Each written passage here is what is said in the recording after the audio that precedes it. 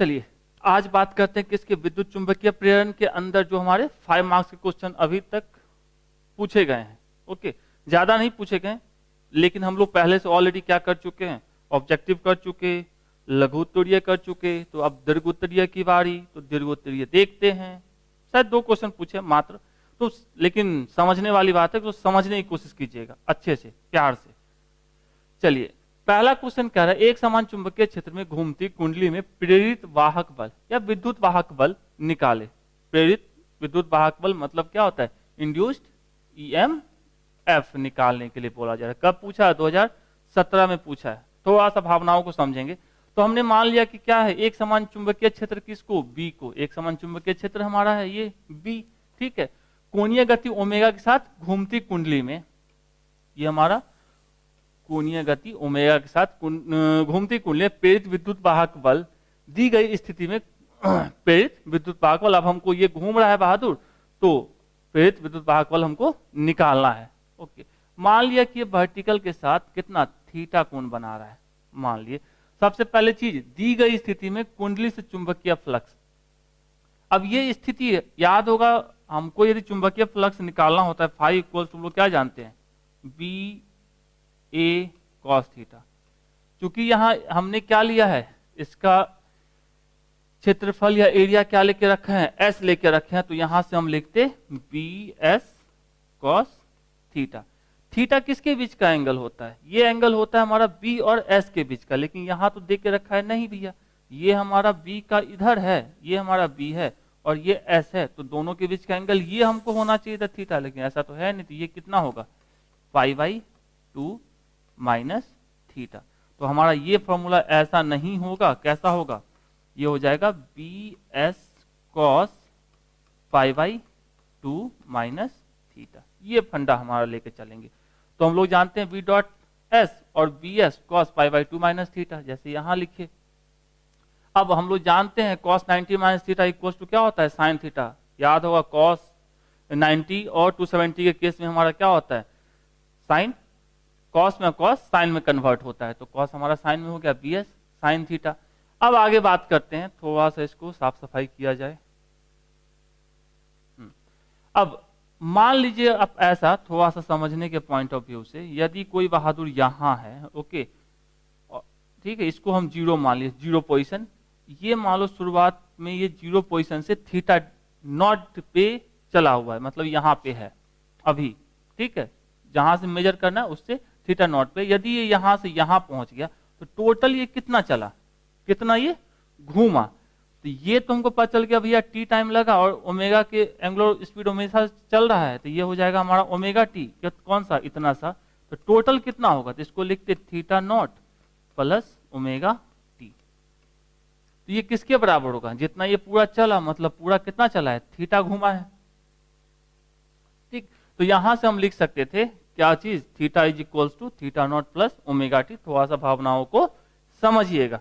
अब यहाँ पे वापस आ जाते हैं, थीटा के जहाँ पे चिपका दे theta naught plus omega T, ये हमको फाई निकल गया तो सारी कहानी ही खत्म, क्योंकि प्रेरित विद्युत वाहक बल क्या होता है, minus D phi by D T, तो चिपका दिए minus D phi by D T. N हमने क्यों लिया, यदि मान लीजिए इसके पास एक ही टर्न होता, एक ही कुंडली होती, तो कुंडली में यदि फेरों की संख्या क्या होती, 1 होती, तो n बराबर 1 रखते। यदि हमने n रखा है, इसका मतलब यदि 2, 3, 4, 5 जो भी रहता उसको हम लोग यहाँ पुट करते। तो हम n लेके चल रहे हैं कुंडली में फेरों की संख्या, तो minus N D phi by D T. अब फाई के जवाब इसको चिपका दिए, B S sine theta naught plus omega T को।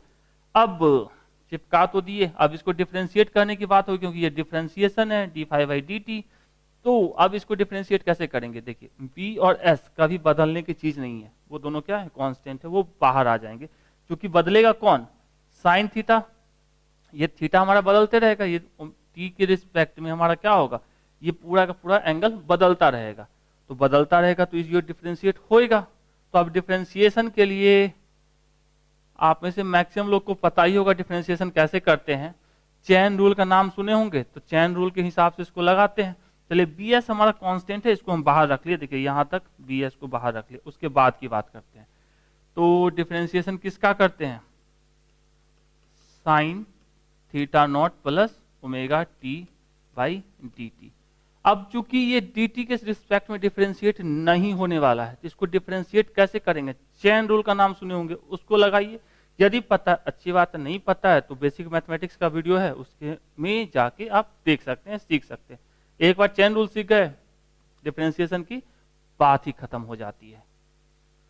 चलिए इसको डिफरेंशिएट करने के लिए कुछ ऐसा करेंगे, sign theta naught plus omega T divided by D theta naught plus omega T into D theta naught plus omega T divided by D T. ऐसा कुछ करेंगे, नीचे भी और ऊपर भी, चेन रूल है सिंपल। ये डिफरेंशिएट होके हो जाएगा साइन का cos theta naught plus omega T, और इसका डिफरेंशिएशन करोगे तो ये हो जाएगा ओमेगा। तो यहां से हम लिख सकते थे क्या इसको, omega cos theta naught plus omega T. तो यहां लिख दिए omega cos theta naught plus omega T. यही हमारा क्या हो गया, इंड्यूस्ड ईएमएफ या प्रेरित विद्युत वाहक बल। किसके कारण? जब ये हमारा ओमेगा के साथ घूम रहा होगा और इसके वर्टिकल के साथ एंगल कितना बना के देकर रखा है, थीटा देख के रखा है। तो ठीक है, तो साफ सफाई कर दिया जाए, समझने का कोशिश करेंगे कि कैसे क्या हो रहा है, क्योंकि ये थीटा और ये घूम कैसे रहा है, ओमेगा के साथ घूम रहा है। ओके ओके, इतना लिख देते हैं, आपका डेरिवेशन यही है। चलिए नेक्स्ट क्वेश्चन पे चलते हैं। नेक्स्ट क्या है भाई, क्या रहा है, स्वप्रेरकत्व एवं अन्योन्य प्रेरकत्व को परिभाषित करें, दो लंबी समाक्षीय परिनालिकाओं का अन्योन्य प्रेरकत्व का व्यंजक निकाले। ठीक है, ये सिंपल सा पूछ रहा है आपको, कोएफिशिएंट ऑफ म्यूचुअल इंडक्शन का क्या चीज, डेरिवेशन पूछ रहा है या एक्सप्रेशन पूछा जा रहा है, और सेल्फ इंडक्टेंस और म्यूचुअल इंडक्टेंस, ये दोनों का डेफिनेशन पूछ रहा है। तो इसका हमने क्या कर दिया, दो पार्ट बना दिए, एक में स्वप्रेरकत्व और अन्योन्य प्रेरकत्व को परिभाषित करेंगे, और दूसरे में क्या करेंगे, दो लंबी समाक्षीय परिनालिकाओं का अन्योन्य प्रेरकत्व का व्यंजक निकालेंगे। तो बारी बारी से देखते हैं। पहला, स्वप्रेरण जानते हैं क्या होता है, सिंगल कॉइल के लिए होता है। यदि कॉइल खुद अपनी, यदि धारा बढ़ जाती है तो उसका विरोध करता है, यदि घट जाती है तो फिर उसका विरोध का सपोर्ट में खड़ा हो जाता है, तो उसी को हम लोग स्वप्रेरण जानते हैं। घटती रहती है, नॉर्मली शायद 2 मार्क्स में एक बार चर्चा हुई होगी, नहीं तो आप तो पढ़े ही होंगे। तो वहां पे यदि करंट की वैल्यू को बढ़ाई जाती है तो फाई की वैल्यू क्या होती है, बढ़ती है, याद होगा वहां पे। तो प्रोपोर्शनल साइन हटाएंगे तो phi equals to L into I. यहाँ एल जो होता है वही हमारा क्या होता है, स्वप्रेरकत्व। ठीक है, या इसी को स्वप्रेरण गुणांक भी कहते हैं, ये देख रहे हो, स्वप्रेरण गुणांक भी कहते हैं। तो इसको समझाने के लिए सिंपल सा ऐसे समझते हैं, हमको एल को परिभाषित करना है, तो परिभाषित करने के लिए ऐसे कह सकते हैं, यदि ये आई जो है हमारा है उसको 1 एम्पियर कर दिया जाए तो क्या होगा, क्या होगा, फाई बराबर हमारा एल के हो जाएगा। ठीक है, तो इसी तरीके से परिभाषित करेंगे, किसी कुंडली का स्वप्रेरकत्व या स्वप्रेरण गुणांक संख्यात्मक रूप से कुंडली में से होकर गुजरने वाली उस चुंबकीय फ्लक्स के बराबर होता है जो कुंडली में एकांक धारा प्रवाहित होने पर उत्पन्न होता है। एकांक धारा प्रवाहित होने पर मतलब करंट कितना, 1 एम्पियर का धारा यदि प्रवाहित करेंगे तो जो चुंबकीय फ्लक्स होगा वही किसके बराबर होगा, फाई किसके बराबर होगा, एल के बराबर होगा। परिभाषित कर दिए। सेम कहानी हमारा अन्योन्य प्रेरण के केस में, जानते हैं फाई, जितना ज्यादा करंट उतना फाई, तो यहाँ प्रोपोर्शनल साइन हटाएंगे, वहां पे क्या लिख सकते हैं, एम लिख सकते हैं, तो phi equals to M I. Same कहानी यहाँ भी, आई बराबर कितना, 1 एम्पियर डाल दिए तो एम किसके बराबर हो जाएगा, फाई के। सेम चीज लिखेंगे, किन्हीं दो कुंडलियों के बीच अन्योन्य प्रेरण या अन्योन्य प्रेरण गुणांक संख्यात्मक रूप से एक कुंडली से संबद्ध उस चुंबकीय फ्लक्स की संख्या के बराबर होती है जब दूसरी कुंडली में कितना, 1 एम्पियर की धारा प्रवाहित हो रही हो। यदि 1 एम्पियर का करंट फ्लो होगा तो जो हमारा चुंबकीय फ्लक्स बनेगा वो किसके बराबर होगा, दोनों केस में हमारा एल के बराबर इसमें और इसमें एम के बराबर। वही तो हमसे पूछा जा रहा है, हमसे ये नहीं पूछा जा रहा अन्योन्य प्रेरण क्या है या स्वप्रेरण क्या है, हमसे क्या पूछा जा रहा है, अन्योन्य प्रेरण गुणांक पूछा जा रहा है या स्वप्रेरण गुणांक पूछा जा रहा है। तो तो भावनाओं को समझ रहे होंगे थोड़ा थोड़ा सा, तो ये आपको लिखने के लिए पूछा गया था इसमें पार्ट 1 के अंदर। तो इसको साफ सफाई कर दिया जाए।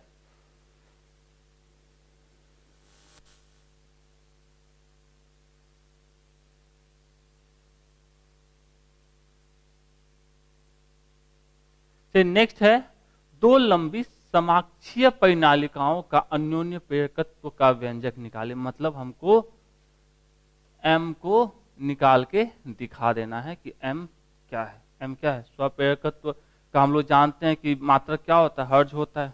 सुने हैं, बहुत बार सुने हैं, याद ही हो गया। तो मान लिया कि माना l लंबाई तथा n1 फेरों वाली लंबी परिनालिका S1 के केंद्र पर, ये हमारा S1, इसे I1 करंट, S1 के केंद्र पर N2 फेरों वाली एक छोटी परिनालिका S2 समाक्षीय रूप से स्थित है। दिख रहा होगा, एक हमारा ऐसा जा रहा है, ऐसा, और दूसरा हमारा कौन सा है, कैसे है भैया, चलिए ऐसे है। ठीक है, दो है हमारा, एक S1 एक S2, और S1 में फेरों की संख्या कितनी है, N1 है, और S2 में फेरों की संख्या N2 है। ओके, दोनों की लंबाई कितनी दी गई है, L दे के रखा गया है। अच्छी बात है। तो यदि परिनालिका S1 से I1 धारा प्रवाहित की जाती है, S1 से कौन सी धारा, I1 धारा प्रवाहित की जाती है, तो इसके केंद्र पे उत्पन्न चुंबकीय क्षेत्र केंद्र में कौन है हमारा, S2 है। तो जो हमारा चुंबकीय क्षेत्र उत्पन्न होगा वो S2 के अंदर भी तो होगा, उसके ऊपर लपेटा हुआ है। तो जितना चुंबकीय क्षेत्र ये I1 पैदा करेगा, S1 के ऊपर जो करंट जा रहा है वो I1 जो पैदा करेगा वो किस में, S2 भी उसी के ऊपर है, तो उसमें भी तो वही चुंबकीय क्षेत्र पैदा होगा। तो यहां से हम लिख सकते हैं चुंबकीय क्षेत्र B इज इक्वल्स टू, अब ये N1 इक्वल्स टू हम लोग कभी देखे होंगे, N1 इज इक्वल्स टू लिख सकते हैं N1 बाई L, प्रति एकांक लंबाई पर फेरों की संख्या। तो इसको लिख सकते हैं म्यू नॉट N1 I1, ये फॉर्मूला आप लोग फिफ्थ किसी चैप्टर में आप लोग पढ़े होंगे। ओके, तो म्यू नॉट, अब यहाँ पे N1 की वैल्यू लिख दिए N1 बाई L, देखिए N1 I1 बाई L, तो mu naught N1 I1 by L, ये हमारा क्या हो गया, चुंबकीय क्षेत्र निकल गया। तो परिनालिका S2 में बढ़ चुंबकीय फ्लक्स, अब S2 में का तो फील्ड हमको पता चल गया भैया वो क्या है, V1 है। अब फ्लक्स क्या होगा, फाई इक्वल्स टू क्या जानते हैं, B डॉट A जानते हैं, B तो हमको पता है, इसका एरिया हमने मान लिया A है। तो क्योंकि B कितना है, V1, और A क्या है, A। आप कहोगे sir ji B dot A तो होता है, तो वो होता है BA cos थीटा के बराबर। तो cos थीटा कहाँ गया भैया, cos थीटा कहीं नहीं गया। देखिए चुंबकीय क्षेत्र यहाँ से कैसा होगा, ऐसा, और एरिया वेक्टर का भी डायरेक्शन क्या होगा, ऐसा ही। तो दोनों के बीच का एंगल कितने का है, 0 का है, तो cos 0 इक्वल्स टू 1 होता है, इसलिए हम cos 0 1 सीधे BA यूज करते हैं। तो B1 A, अब B1 की वैल्यू यहाँ से चिपका दी और A को A रहने दिए। अब हमको 5 पता चल गया, तो हमको क्या निकालना है, म्यूचुअल इंडक्टेंस। तो हम लोग जानते हैं, पहले भी पढ़ चुके हैं, N phi equals to M into I, ये पढ़े होंगे कभी, याद होगा। तो यहां से यदि हम M लिखते तो क्या लिखते, N phi I equals to M। तो नंबर ऑफ टर्न्स किसकी बात कर रही है, दूसरी की बात हो रही है, phi 2 हमारा ये वाली, और जो करंट चल रहा है वो हमारा M, इसके बराबर हो जाएगा। अब सबकी वैल्यू चिपकाना है, तो N2 का N2 रहने दिए, phi 2 का phi 2, ये हमारा phi 2 है, इस पूरे को यहाँ ला के रख दिए, और I1 का I1, अब यहाँ से I1 से I1 साफ, बाकी जो बचा कौन बचा, mu naught N1 N2 A by L। इसी को थोड़ा प्यार से लिख दिया, M equals to mu naught N1 N2 A by L। तो हमसे यही पूछा जा रहा था, तो हमने M निकाल दिया। उम्मीद करते हैं आपको थोड़ा थोड़ा समझ में आया होगा। यदि आप पहले से पढ़े होंगे तो हो सकता है आपके सर हमसे ज्यादा अच्छा आपको बताएंगे, पक्का बताएंगे। आप ये वीडियो देखना और प्रैक्टिकली ऑफलाइन बैठ के पढ़ने में बहुत का अंतर होता है, तो वो ज्यादा मजेदार है ऑफलाइन बैठ के पढ़ना। ये तो आपको क्वेश्चन बैंक है, इसलिए आप लोग मजबूरी करना महात्मा गांधी। तो और कुछ है क्या, चलिए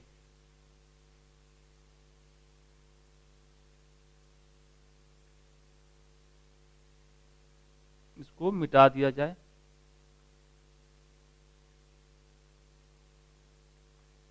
तो यदि अच्छा लगा तो कमेंट करके बताइएगा, यदि नहीं समझ में आया, क्या प्रॉब्लम हुआ वो भी बताइएगा, अगले वीडियो में सुधार किया जाएगा। Thank you.